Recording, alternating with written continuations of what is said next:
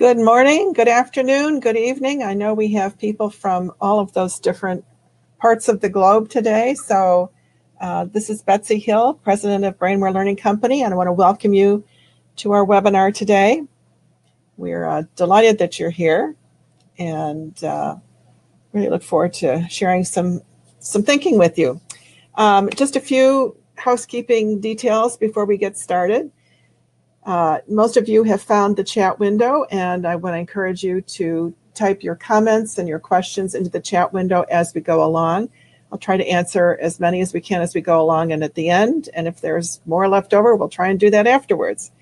We are recording the session today, so if you have a colleague who couldn't be there or whatever, or want to listen to it again, you will be able to do that. It usually, the recording usually gets posted within about 24 hours, and you should automatically receive an email when the recording is available.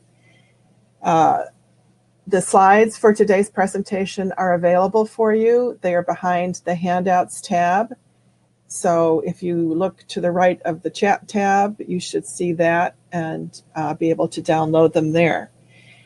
If you have requested a certificate of participation for professional development purposes, you will receive that. It usually takes us up to a week, depending on the numbers, to be able to get those out to you, but you'll get those via email.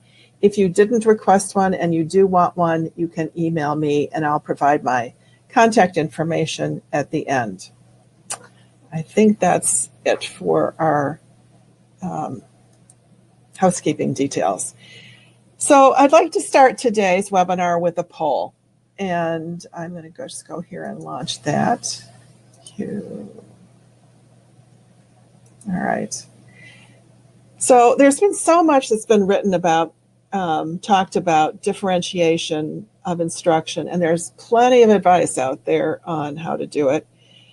So I wanted to see which of these approaches to differentiation do you typically use. So you can check as many of those options as you like. If you check the other box, it would be great if you would type into the chat window and describe what kind of differentiated instruction you have in mind. So we have a number of responses. People are still commenting. There are lots of different ways to differentiate. We've got quite a smattering of things in different areas and a couple of others. So I'm going to go back and check on that.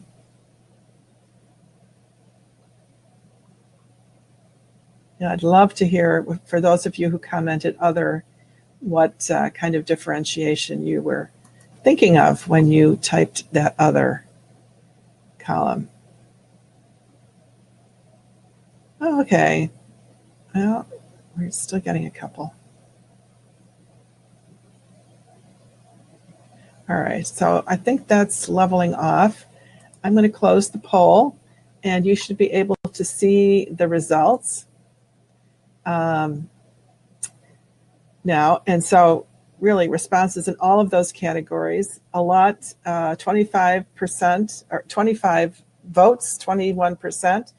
On students' learning styles, so that's a popular way. The most popular way, though, was students' ability level, which makes a lot of sense. I think that's been going on in classrooms since there were classrooms.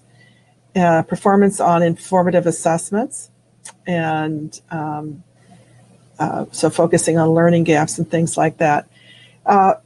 So these are the common things that we read about in terms of the ways to differentiate. One of them, actually the top one, I was interested to see how many responses were there, because the concept of learning styles and the need to adjust instruction based on whether a student is a visual learner, an auditory learner, or a kinesthetic learner, that has largely now been debunked. It's sort of one of those neuromyths that has persisted and continues to persist despite all of the evidence to the contrary. And while sometimes we do have preferred learning styles, or we like to get information coming to us in a particular way. The evidence is very strong now that providing information in multiple modes, that is verbally and auditorily and kinesthetically, when we experience, the more ways we experience information as we are learning it, the more hooks we have to retrieve the information when it's time to try to remember it and to bring it back up again. And we'll actually be talking some more about this as we go along. There's actually one more poll. After I did the first one, then I found myself having a bunch of questions. The way they learn and forget, to make sure that they teach the way the kids learn. That's good. You should be able to see the results of the poll. Attention, working memory. Okay. Marna, that's exactly what we're going to be talking about today. So thank you very much for sharing all that.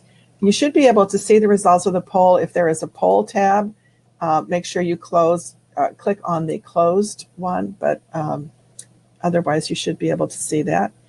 And I'm going to launch now a second poll, which has to do with why perhaps there isn't as much differentiation going on. That I read about a poll of Fordham University where 83% of teachers said that differentiation is somewhat or very difficult. But I thought there might be some other reasons why teachers don't differentiate and why sort of learning gets delivered as a sort of take it or leave it proposition. So thanks to everybody for providing your responses.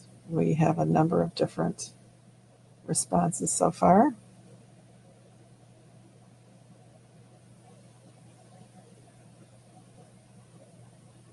I'm going to let it go for just another moment.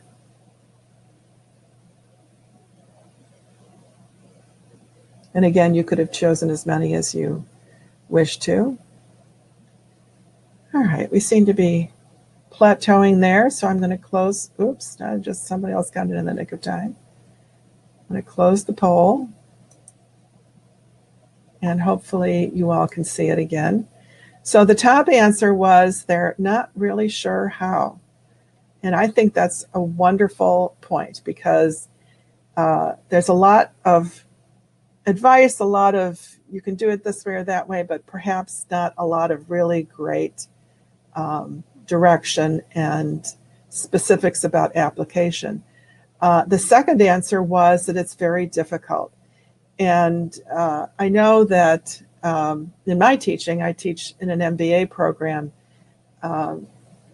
Sometimes it can seem very difficult, but there are ways to differentiate that actually don't take nearly as much energy. And when we start to recognize that we can get students to participate and contribute to that differentiation, it becomes less about the teacher having to bear all of that load. And so we'll be coming back to that. But I think that's really, and actually there was almost 10% of this group who said school or district policies get in the way.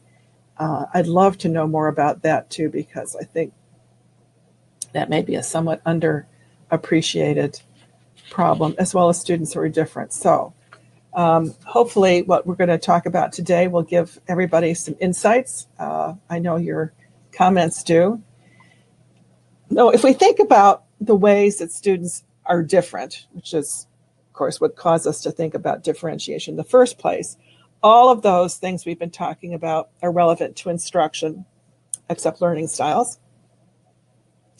And if we look about our classrooms and we get to know our students, some of the differences are really apparent. But one of the ways that students differ is the brains that they bring to the classroom to learn. And of course, this is like looking at a classroom with a bunch of brains in it, and they all sort of look the same, sort of underscoring the point that we can't really see their brains necessarily. But each of those brains is developed uniquely. Each of those brains is attending to something, whether it's what the teacher wants is another story, may not be. Each brain is seeing patterns or not seeing patterns. Each brain is deriving meaning from what's being talked about or not. Each is connecting or not connecting to the learning. So all of those brains are doing very different things. And as we have come to understand more about how brains learn, it becomes clear that learning is really the process of the brain creating itself. It's building itself in interaction with the environment.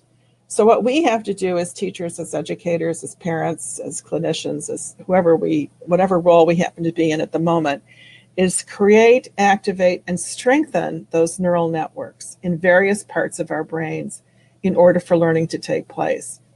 And one of the questions that somebody asked when they were registering had to do with whether what we're talking about today has something in common with the universal design for learning, and indeed it does. In fact, the universal design for learning really recognizes that there are different networks in the brain that are activated and that are necessary and need to be working efficiently and accurately for learning to take place. And there are several different aspects of that. I started reflecting on the fact that it's interesting to think that UDL, Universal Design for Learning, is really connected with the concept of differentiation, because universal implies that it's for everybody and differentiation implies it's only for a small group of students or even down to one or a few. But what the Universal Design for Learning does is it explicitly takes into consideration the students' interests, an understanding of how they learn, and their readiness to learn something. Often we think of that as prior knowledge, and the ability for the student to control some of the learning process. So if we think about the networks of our brain that recognize information, compare it to what we already know, we think about brains and the strategic networks, the how of learning, how we pay attention, how we make decisions, and the affective networks of the brain, the limbic system, and our emotions, and what really gets us excited and motivated. Then, in fact, we actually are talking about the brain and knowing that each brain is different. So a lot of teachers understand students' interests. They get to understand whether they are ready to learn a new subject matter based on prior knowledge and skills. They get to understand and enable students to control some of the learning process. But what does it mean to understand how students learn? And if we can understand a student's learning profile, what does that mean for instruction? So those are the questions that we really want to focus on today. So with that preamble, our agenda is to take a look at cognitive skills, about what they are. We're going to look at cognitive skills and reading and math, which are the basics of most of our education system, and everything else builds on that. And then we're going to talk about what it means to look at a student's learning profile based on areas of strength and areas of weakness. And then we'll talk about instructional strategies that might connect to them. So this is a chart that many of you may have seen before. Some of you may not have, but this is one that we use to talk about cognitive skills. So at the top is where, of course, we all want to our students to get as far as they can. Educationally, we want them to have a good job that sustains them and their families and that is rewarding to them. We want them to be healthy and stay out of jail and all of those kinds of things. And in school, we focus a lot on reading and math and learning skills and information that presumably will allow us to reach all of those long-term goals. But underneath those is a whole construct, a whole group of cognitive processes that our brains use to do every kind of learning, whether it's reading or math or anything else. So we start down at the very bottom with what we refer to as foundational cognitive skills. These are things like attention, visual processing, auditory processing, processing speed, simultaneous or sequential processing, the basic ways that information gets into our brains from the outside world. And if they're happening efficiently and accurately, that's great. And if not, of course, we can have some bumps in the road very early in the learning process with information actually getting into our brains. These are processes that happen in fractions of a second at a non-conscious level. On top of that are a group of cognitive skills that are now being referred to as executive functions. I find that most educators these days are familiar with the term executive functions, although they may not know exactly what to do about it, but hopefully the discussion today will help. And actually, we're going to look in a little bit more depth at least one of them. Working memory, inhibitory control, and cognitive flexibility are the three core executive functions. And then, of course, we mix and match with all kinds of other capabilities when we start to do reasoning and problem solving and all of those higher order executive functions, which we read like a list of 21st century skills or a list of skills that employers want or however you want to think about it. And what we know about these skills is that, as those arrows show, often in education, teachers get asked to teach reading and teach math and teach everything else that sits on top of that without knowing whether their students have those strong cognitive infrastructure. So what I want to do for the next part of our work today is to focus on three cognitive skills. Those of you who have been on my webinars before know I really like to pick apart some of these skills and give people an experience of what it's like and what these skills are all about and what it might be like if we're not quite as good at them. So I'm going to start with working memory. Working memory is highly predictive of pretty much everything we'll accomplish in school and as well as long term. And it has to do with remembering information long enough to use it. So we hold information in our minds while we manipulate it. We would use this if we're trying to follow several steps in a problem, several steps of instructions while we're executing them. If we're thinking about mental arithmetic, listening to a story, and virtually any kind of critical thinking and problem solving we engage in, we have to hold that. Working memory is sometimes compared to a work table where we assemble all the pieces of information we need to work with. But working memory is not a separate place in our brain. What it is our ability to keep active the neural networks that we need to have engaged to perform that activity. So it could be a combination of something we've just heard, short-term memory, and prior learning, something that's stored in long-term memory, where our brain is able to activate all of those pieces at the same time. So when we talk about working memory capacity, it's really more like bandwidth than it is space in a refrigerator or space on a work table. So what we're going to do now is give you an opportunity to use your own working memory as a way to help understand the concept a little better. And for those of you who have seen this particular example, there's a little twist at the end, so you can look forward to something a little different today. So I'm going to show you a set of combination of numbers and letters, and I'm going to give you a few seconds to try to memorize them, and then we'll see how we do. Let's go.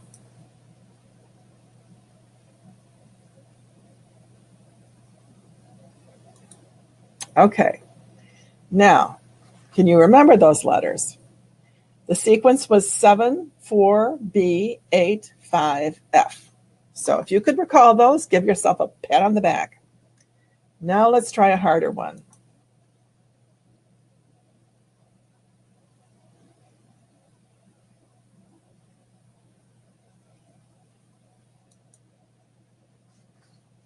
Can you remember that sequence? Unless you have a photographic memory, you probably can't, and don't feel bad. Sometimes, every once in a while, I do have somebody who's got that kind of brain, which is pretty cool, but most of us can't. Most of us can remember about 7 chunks of information, plus or minus 2. But that list was 10, and it's not easily remembered by most of us. Working memory capacity is developmental, but not everyone has developed their working memory to the same degree. So if you have a student or someone who's in a training program or an employee or whoever it might be whose working memory capacity is only 3 or 4 chunks of information, then that's going to be hindering their learning ability because they cannot hold as much information in order to perform the tasks that we would expect them to do. And if information can't be managed in working memory, that's actually where we rehearse it and where we practice it and where we repeat it. And if we can't hold it, then it's going to just disappear and has really no opportunity to get into long-term memory. It's just discarded. So now I want to do one more little example, and this is where the twist is. So see if you can memorize this sequence. Okay. Now what I want you to do is say the sequence aloud to yourself, but in alphabetical order.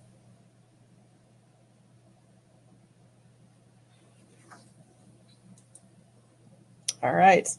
So that's actually a better example of the kind of manipulation of information that takes place in working memory. So we'll have information and then we try to categorize it or sequence it or organize it or see patterns in it and things like that. So it's actually probably a little bit truer example than it is of just remembering a bunch of letters and numbers.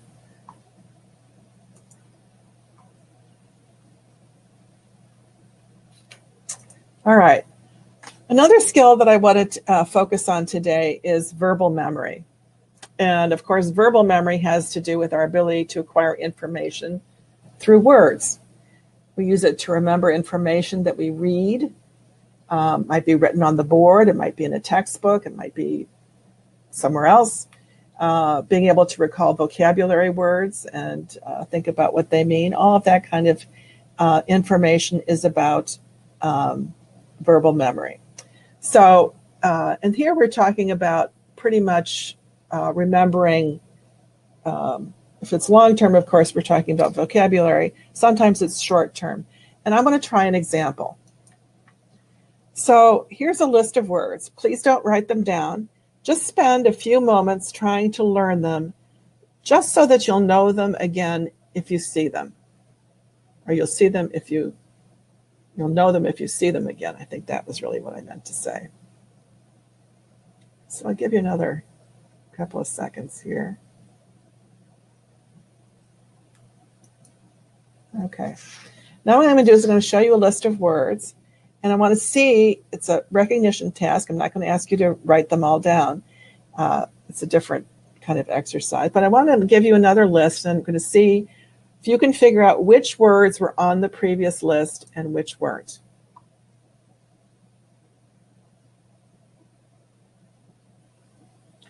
So I'll give you a minute or so here and let you maybe write notes of the ones that you think are new.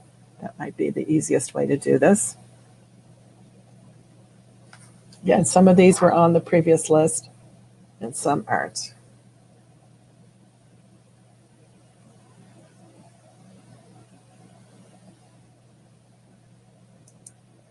All right. So on this slide, the words in red were on the original list, although I did change the order around a little bit. And 4 of the words were not on the original list. They replaced words. So rabbit, flute, elephant, and wrench were not on this list. One of the things that made this task perhaps a little easier than it might be is that the words fit into categories: animals, toys, tools, and instruments. Did anybody realize that? Did you recognize that when you were thinking about the words? Sometimes if you visualize the words to remember them, what variety of different kinds of strategies that people can use to help them remember information like this. And I'll be interested to know if people had rabbit, flute, elephant, wrench or not there. Good, Carrie. Okay, doing really well. So we're going to come back again after we go through one more cognitive process and look at what this implies and for when it's a strong skill versus a weak skill. The last one I want to do is abstract reasoning. And this is using critical thinking for nonverbal information, basically, for visual information. It's what we use to identify concepts, to see patterns, very important when we're understanding and trying to analyze and solve problems. And it's basically problem solving with visual information. You've probably all, at one point or another, taken a test, saying the words out loud, which helped to remember them. Good, very good. You've always probably all taken a test on abstract reasoning, and there's an assessment that we have used sometimes in our work that's called the GAMMA, which is the General Ability Measure for Adults. And here are a couple of examples of abstract reasoning. This is one of the areas of the test. One of the subtest areas is called analogies. Most of you have probably taken an analogies test. I remember the analogies part of my SAT seemed to have everybody driving a little bit crazy. But this is a visual analogy. And in order to do this, you need to figure out what the pattern is. So there's a relationship between these first two pictures. And then you need to figure out which of the bottom options has the same relationship to this other picture. And so the point here is just for you to understand the concept, but for those who are trying to solve it, the correct answer is 4. Good job, Julia. Here's another example. This one has to do with a sequence where we're looking at interrelationships of designs as they move through time and space. And we start with the design on the left, and then it moves its way and morphs, if you will, goes through a sequence of changes where the pieces get rearranged to come up with the image on the right. And right in the middle where that question mark is, one of those shapes on the bottom will fit in there. And again, just giving you an idea of what is involved in abstract reasoning. But for those of you who are playing along at home, the correct answer is 3. So now what I want to do is I want to connect all of these skills to reading and to math,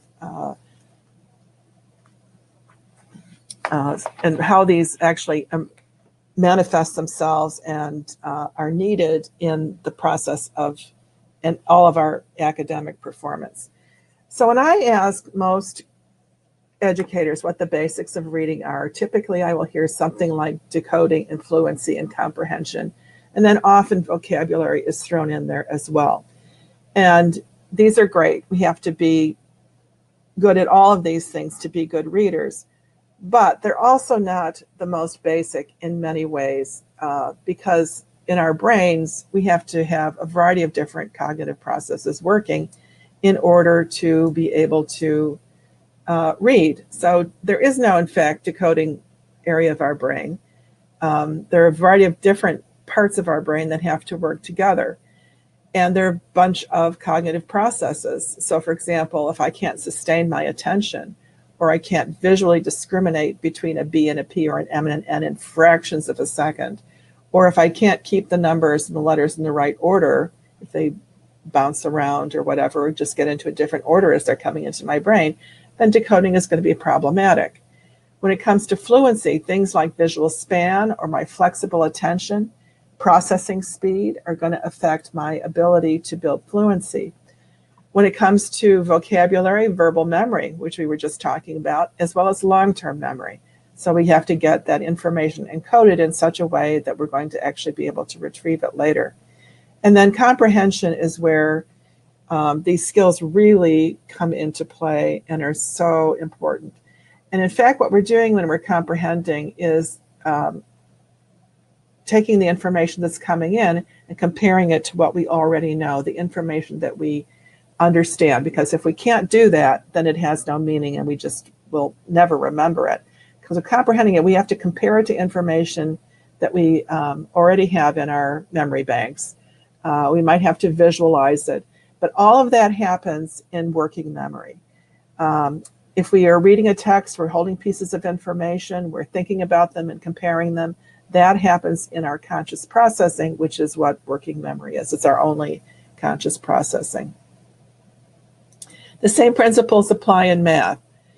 Spatial representation. So we think they're here about geometry. We think about reading charts and graphs. We think about being able to follow a map or a schematic of some kind. And then it turns out actually that there's a big overlap between these first two, because counting actually depends a lot on our spatial understanding of the world and being able to keep track of things and of units. So when we're counting, just think about the very basic activity in math, which is counting. And I've been watching my 4-year-old granddaughter, who is now able to count a bunch of things. I mean, she's been able to go 1, 2, 3, 4, 5, 6, 7, 8, 9, 10 for quite some time. But now she can actually count individual things and keep track of which she has counted and which she hasn't. I'm not sure what her upper limit is, but it's been fascinating to watch that develop. Keeping things in a sequence, selective attention, knowing which things to pay attention to. And then there's a semantic part of math as well as a non-semantic part of math. And the semantic processing has to do with learning what operators mean, learning what symbols and relationships mean, the meaning of terms. And then finally, math is all about problem solving, complex reasoning, where our working memory, our reasoning skills, our planning skills are absolutely essential. So none of this happens without good cognitive skills in these areas. So I want to talk a little bit now. So we have an idea of what cognitive skills are. And now I want to move on to what a learning profile is. So this next step, we want to take a look at what a learning profile of cognitive and strengths and weaknesses might look like. And so I just want you to think about what came to your mind when I said learning profile. If it was something like this, that's not what I meant. I do not mean a report card, although that is in some ways, I suppose, a profile of something. Whether it's learning or not is another question. This is not a learning profile. This is an example of some kind of map of learning styles that I found that as if we can ever learn anything completely in solitary versus in a social environment. But what I do mean is something like this. So this is an example of a learning profile. And what it does is it takes cognitive processes and it tells us whether they're strong, whether they're weak, and it gives us a good idea of how this student learns. So lots of great comments in the chat window. Thanks for sharing all of those. And ideally, this is based on not just what we think about a student, but based on a valid cognitive assessment. And this type of learning profile comes from an assessment called MindPrint. And I should have posted this under handouts, Kristen. Thanks for pointing that out. But what I will do is when I do the follow-up, I will include some more information on this. If you have particular questions about MindPrint as I talk about this, please let us know about those, and are happy to provide more information now and following the webinar. But basically, this is an online cognitive assessment. It takes about an hour. It was developed at the University of Pennsylvania School of Medicine, nationally normed on kids, so we're using it primarily for ages 8 to 21. It's all of its validity and reliability has been documented and researched and published and all that kind of thing. The nice thing about this is it can be administered by a teacher or a parent, and there's various different kinds of reporting depending on that. And here are, again, the test areas that are done, and you'll see that these match up pretty nicely with what we talked about in terms of cognitive infrastructure. There are tests for adults, and we'll talk about those, but and the 21 is not necessarily cut off. Depending on the use, it can be used for adults sometimes as well. So, but we'll take that offline and we'll address those questions separately. Depends a little bit what you're trying to accomplish. But what you'll do is you test all of these areas. So we get a good sense of the student's processing speed. We get a whole set of different insights into different complex reasoning areas: verbal reasoning, abstract reasoning, spatial reasoning. Those all important executive functions. Remember, we talked about how closely those are tied to our expected academic. So attention, working memory, flexible thinking, and then finally our ability to manage verbal and visual information. Now, once you have a good picture of this, then you really have a choice, and it's not a mutually exclusive choice. So we're going to understand our cognitive strengths and our cognitive weaknesses, and then this choice has to do, and again, not one or the other, but maybe both, are that there are strategies that we can use to support and further develop those skills, use our strengths to support our weaknesses, use a variety of strategies to help students work around and work with their weaker areas. And then there is also the option of cognitive training to actually strengthen some of those areas, both those areas of strength as well as some of those areas that are not as strong. So I'm going to talk a little bit about both of those. I'm glad I gave you these to print out because this is not quite as big as I was anticipated. But what I want to do in this next little bit is give you some different learning profiles and talk a little bit about how different these students are and why it might be important to understand these strengths and weaknesses in the context of figuring out how to support that student. A different kind of differentiate than simply saying, okay, both of these students need help with reading. So here are two students who are struggling with reading, and but they're very different students with very different capabilities, very different cognitive strengths and weaknesses.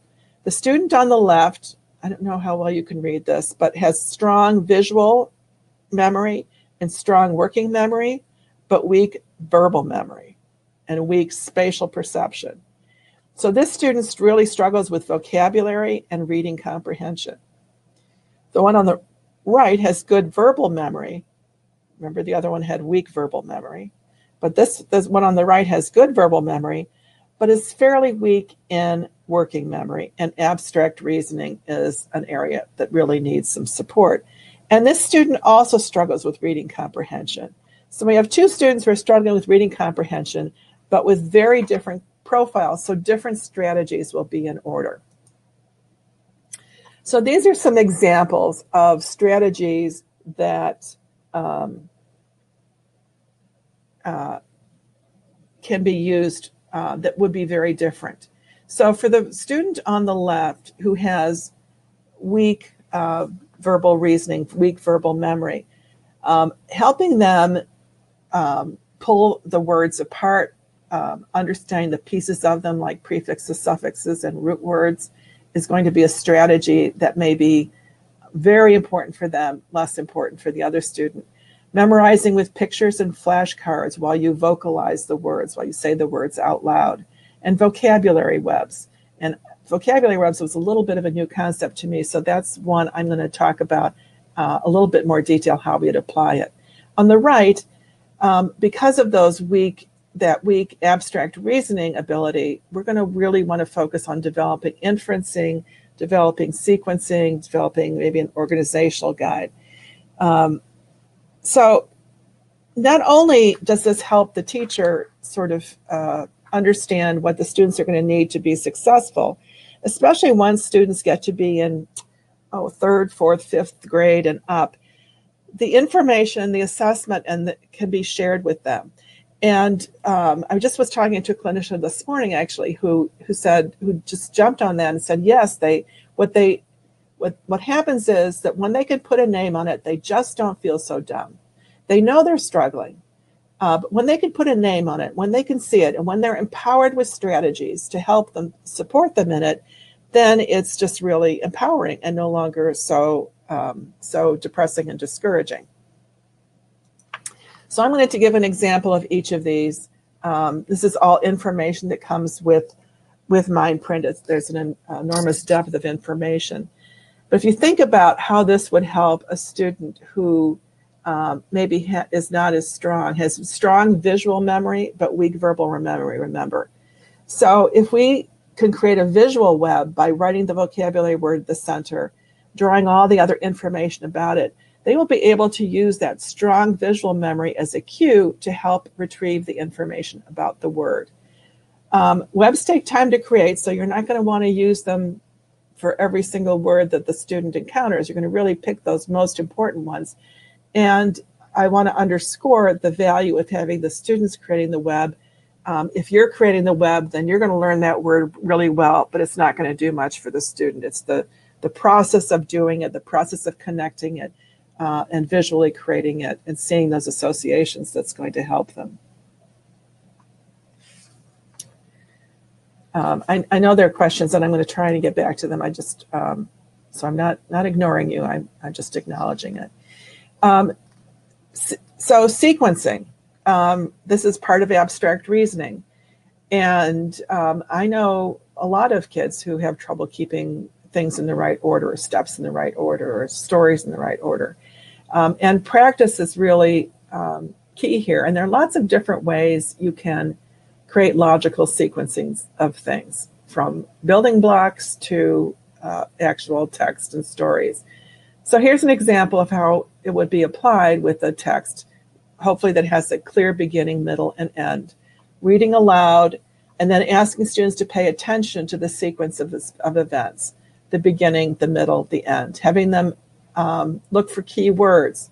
You might have them highlight first, then afterwards, finally, at last, all those sorts of things. And then, you can take pieces of paper, you can create a timeline, you can take the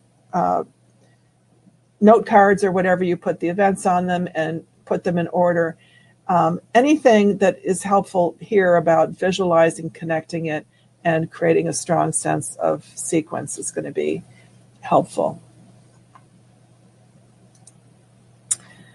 Now, don't want to leave out math because the same sort of principles, again, apply in math.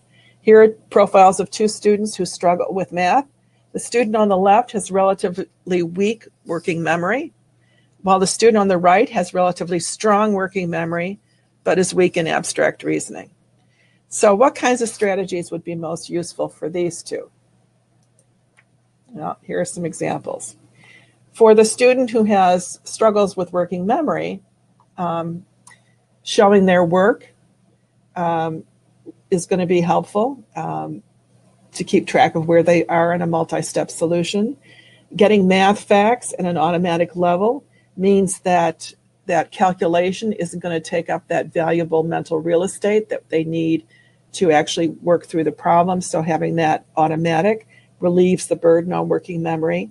And for the other student, talking through the problem or drawing a picture helps in the same way, particularly given that student's stronger visual memory skills.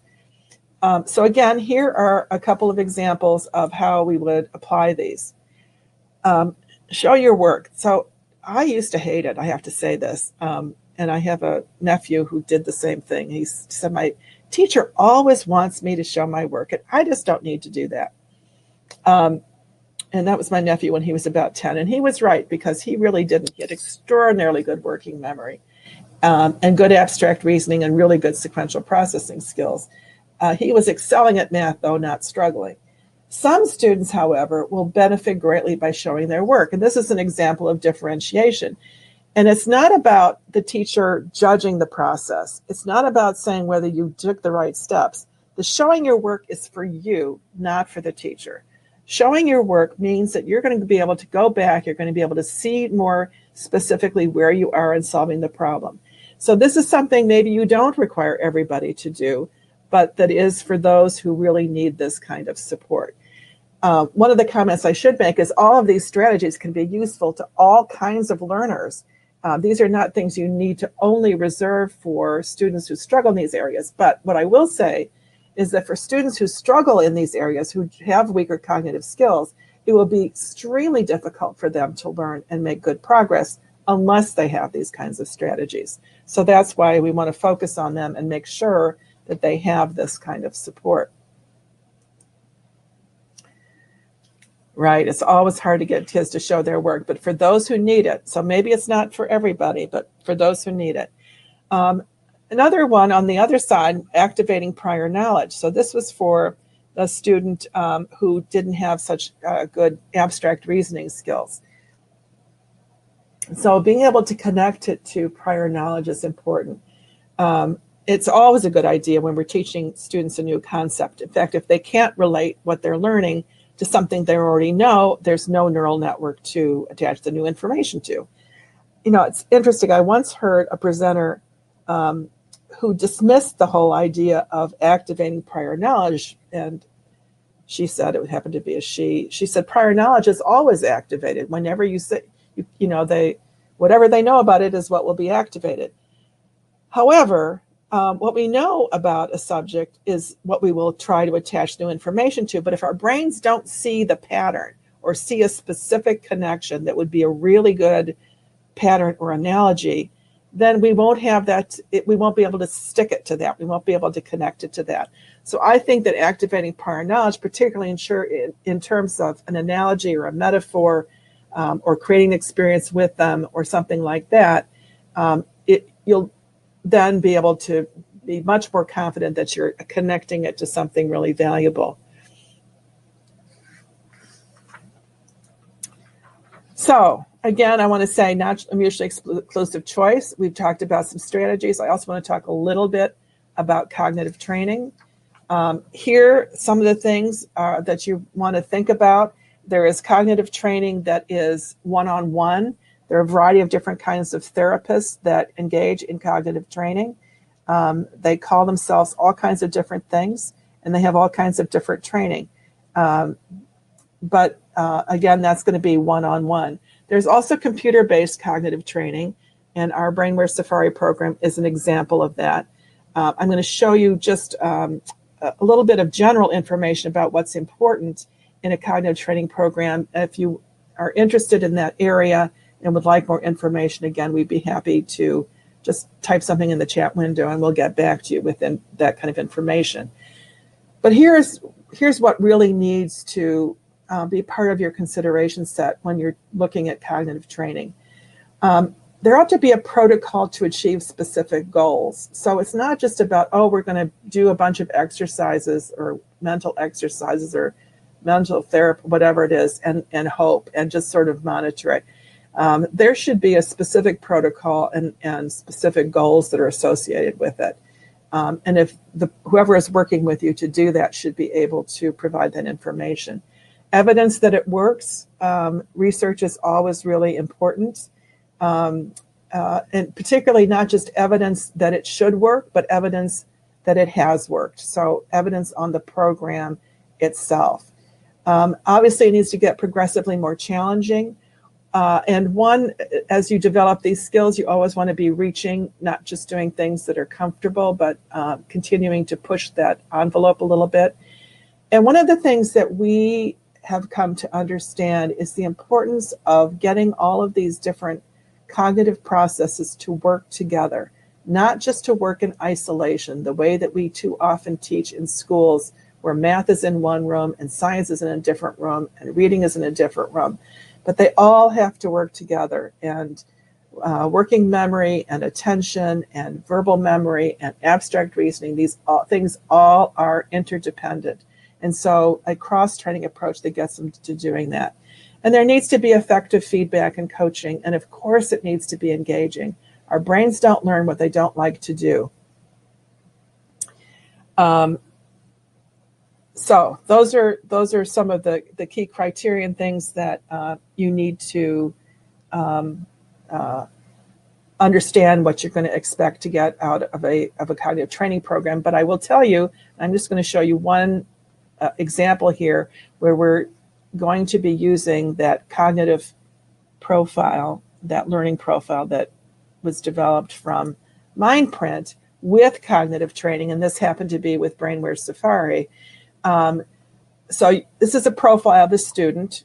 You can see on the left-hand column, you can see all of those different test areas within MindPrint. And here we're using it as a pre-test and a post-test. So you test the student prior to using the program, and then you want to use the program and you're going to take a post-test. Now, remember that these are independent. It's not just testing with the program itself, it's testing with an independent measure. And then we can see the kinds of changes. So this is a student who had a particular, very strong in abstract reasoning, but very weak in attention. And of course, unless you've got good attention skills, it's very hard to get much else going on because that information isn't getting through at those initial stages of the learning process. But once the student did that, and this was a he was able to really be very good at solving problems. Pretty strong learner altogether, other than that attention. And yes, MindPrint is for 8 to 21, and we'll talk about some other things in a minute when I get that. But what I want to show you here is the kinds of changes that can be accomplished. So it's not, again, either or. This is not a replacement for strategies. Strategies are not a replacement. They can actually provide a really great multiplier effect, if you will. And what we're seeing here is that the student experienced a significant improvement, which means at least a half a standard deviation, or very significant improvement, which was at least one full standard deviation of improvement over, in this case, it was 12 weeks, 10 to 12 weeks of training. All right. So just to come back and wrap up, we'll have time for a few questions here. How teachers can differentiate, easy for me to say, how teachers can differentiate instruction. One of them is based on learning profiles, that is their cognitive strengths and weaknesses, which is really what can help drive that learning process. Also based on personal interests, we talked about that before. You're going to still want to see what gaps in learning there are in terms of content and process and skills and those kinds of things. And of course, based on the output, which has a lot to do with personal interests. Although I would not let a student just do book reports for a whole year without also trying to get experience in some of those others, because we know how valuable that multimodal education is. So I'm going to take a moment to look at some questions. While I do that, I want to point out that we have a couple of webinars scheduled already for next year. I know, hard to believe, but 2018 is around the corner. January, we'll be talking about stress in the brain. So that's not posted yet, but you'll get an invitation. And then in February, cognitive skills and English language learners. I also want to share with you an opportunity that I really hope some of you will be able to take advantage of. Dr. Pat Wolf is the author of Brain Matters. It's published by ASCD. It's one of the first really great texts on the application of neuroscience in the classroom. Pat is, as well as being a dear friend and a mentor, one of the pioneers of understanding neuroscience and what it means to teaching and learning. And she will be putting on her training of trainers, her 4-day, I think it's 4 days, workshop in Orlando, Florida, a great place to be, I might add, at the end of February. And it's an absolutely incredible value. I don't know where else you can go to get this kind of information. If you are interested in learning in the brain, if you're interested in understanding neuroscience and what it means, there is no better program that I could even think of than this one. And I really hope everybody will take advantage of it. And again, you'll get the slides, so you'll have that link. I'm just going to put this here, and then I'm going to go back to some questions.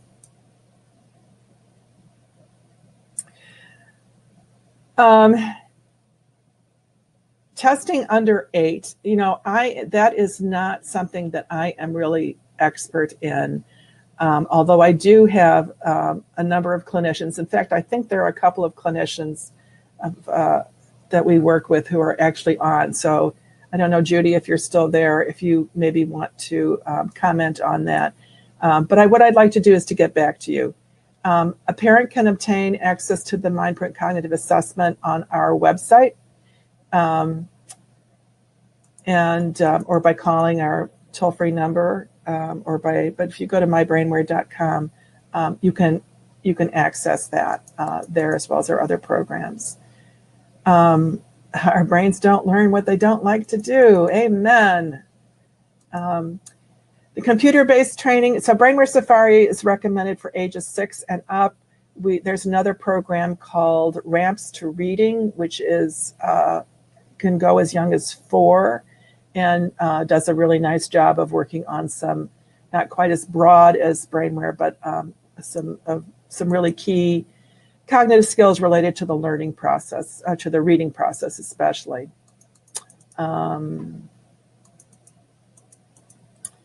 Teacher, figure out if they have good visual memory.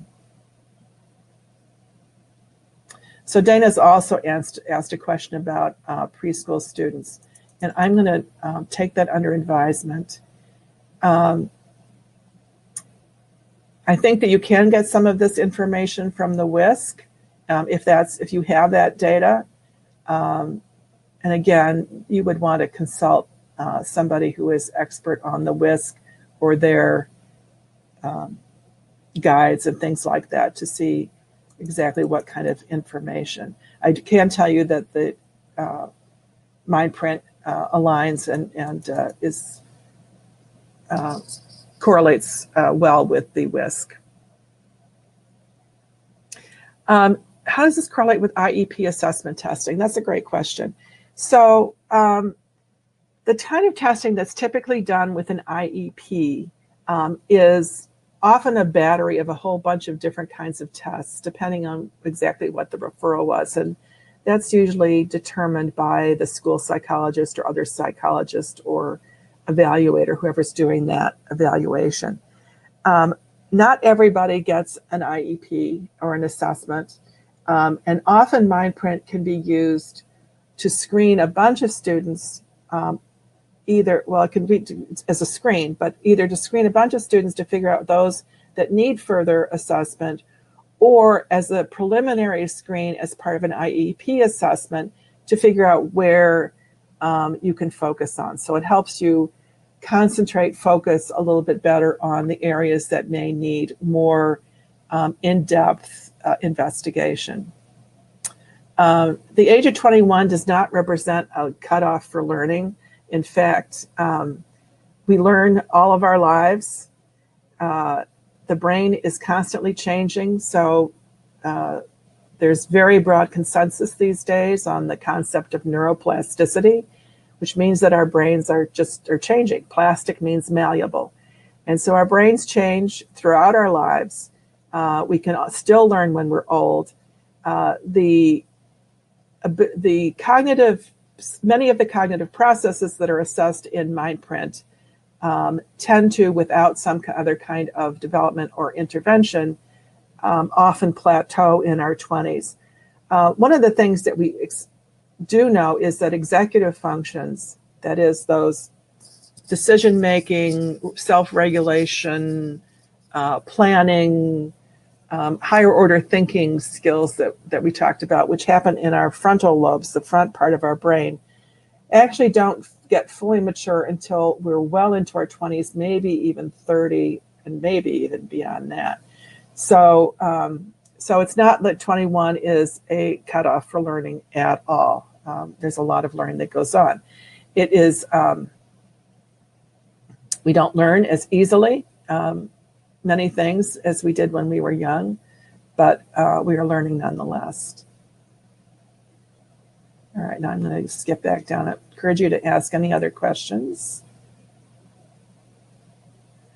All right. If you missed part of the webinar, it is, and will be recorded, and the recording will be processing afterwards. It usually takes maybe up to about 24 hours, and then you will automatically receive an email when the recording is available. So we are just about right at our stopping time. Okay, and I'm just trying to see if there are any other questions.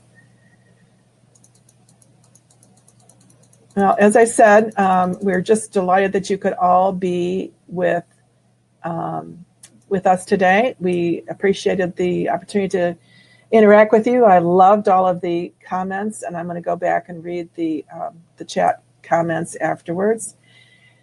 And look forward to continuing the discussion with you. As if you have any questions, feel free, don't hesitate to be in touch. And we wish you all the happiest of holidays and a safe and productive and healthy and restful time over the holidays and the new year. So yeah, keep typing if you've got particular questions in, and I'm going to leave the chat window going for a little bit. But thank you again, and have a great rest of your day and a great holiday.